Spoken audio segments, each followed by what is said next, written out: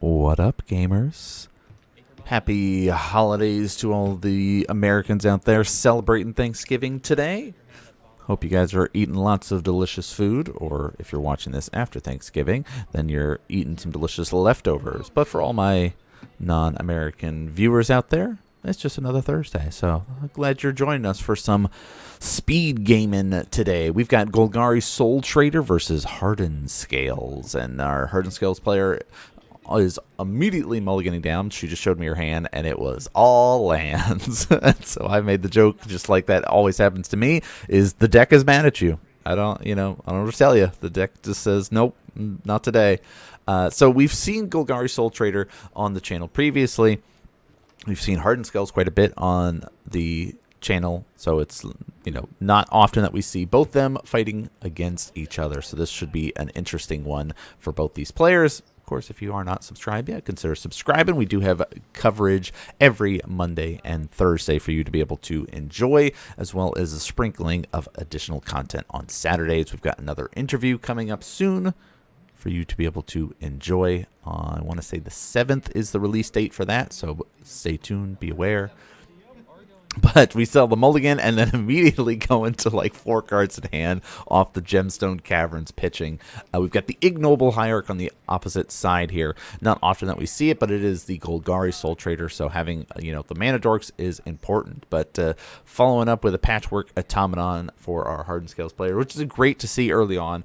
We've talked about kind of the power of the artifact decks in Modern, and that is one of the ones that you just like.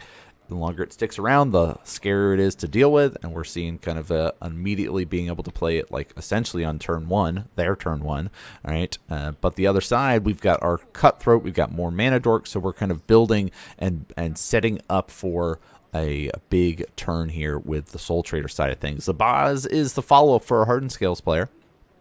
Just kind of increasing our artifact count. We also see a Springleaf Drum, which can be able to, again, grow our Automaton. And then we're following it up with our Innkeeper's Talent, which is kind of, we've talked about newest additions, if you will, to the Hardened Scales list. And this is going to be rocking out that. This is the red-green version, the Gruul version. There we have seen a little bit more on the channel of the Simic version, being able to get access to our counter spells, consigned to memory, things like that. So this is kind of not going for the control-y side of things, but just going for the speed and burst style, and having access to red for the sideboard can be beneficial. On the other side, we're, of course, going to be doing some fetching, doing some surveilling, setting ourselves up here, and we're going to be trying to get some information off of that surveil land. I mean, we have lots of mana available. Looks like a handful of lands as well in her hand. Fulminator Mage. Okay, that'll work. Fulminator is fine. Like, we could blow up a land.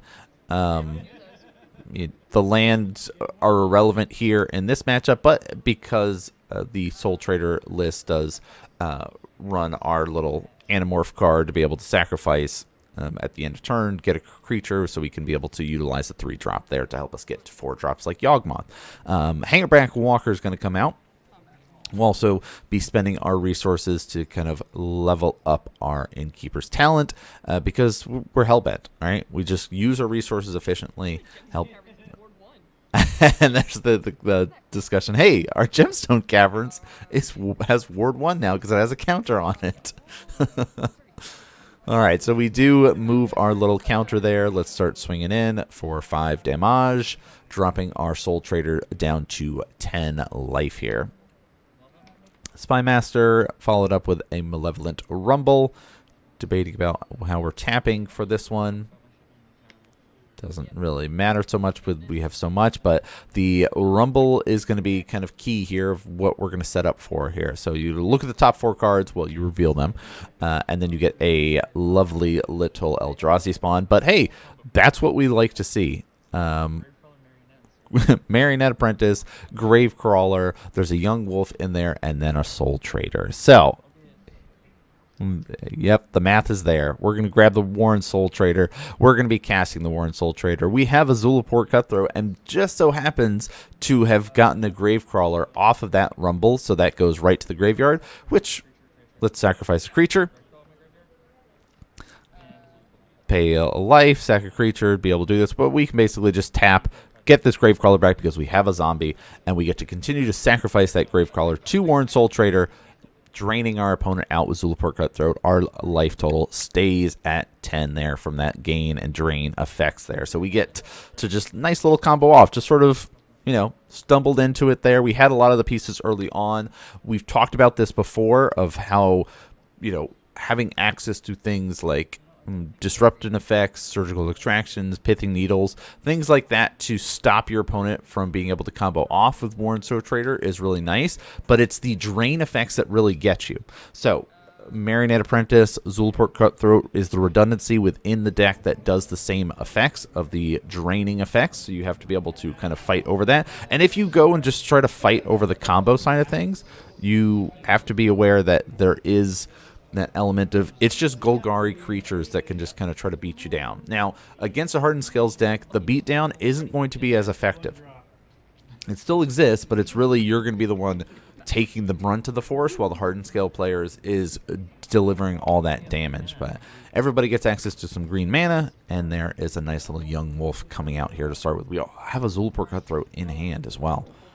Another automaton to start off on turn 2. We've got our Hardened Scales there, namesake of the deck, so we can start, you know, kind of really jumping up encounters. And we've got a Zulaport to follow it up. Now, the big key thing that you need to be worried about if you're fighting against a Hardened Scales player, ooh, that's really nice. But a really big thing is like the Arcbound Ravagers, the Walking Ballistas, those types of things really mess up what you're trying to do. And those are the things that you got to be most leery of when they show up on the board. But Agatha's Soul Cauldron is like a perfect just main board tech against the Soul Trader combo because you have access to now removal for the graveyard. So if there's a Gravecrawler in the graveyard, we can start messing with it. If our opponent happens to assemble a Young Wolf Yawgmoth combo with the pieces that they've got and a drain effect, we've got our, of course, Soul Cauldron to help disrupt that as well. But we do see just kind of the, hey, here's turn 3. Here's a ability to get a Soul Trader out so we can start sacrificing and doing things. Continuing up with our artifact, look how big this guy is. So immediately we're going to go and do a little bit of sacrifice and effect before damage. And so we're debating now of whether or not to do to basically eat it, right? So Zulaport is all about when a creature dies, it'll do the drain effect. And now we're in this debate of, okay, do we care about the Young Wolf? Based on what's on the board and the information that we have available to us, we don't really care about the Young Wolf, right? So right now we're in this debate. Hey, it's in the graveyard at the moment. So we're in this debate of whether we should use it. And no, we want to try to save it for the Gravecrawler because that lets basically we get to go infinite. The Young Wolf is a one-time effect without having the ability to manipulate and put -1 counters on it with like Yawgmoth or something like that. And here is a Beseiju to strip away the Soul Cauldron and just put a stop to that kind of safety net that our Hardened Scales player had assembled there. So we had an Ancient Stirrings in hand. We had a Hangerback Walker. So we weren't able to find an Arcbound. We weren't able to find an Ink Moth. We weren't able to find a Walking Ballista. And we know that there is a Gravecrawler in hand here. This is turn 4 for our Soul Trader. So again, if you're looking to disrupt and fight over this deck, it's, you know, Pithing Needle type effects to stop Soul Trader from being able to continually sacrifice. All right, that's your sacrifice outlet in the deck. There's the Gravecrawler.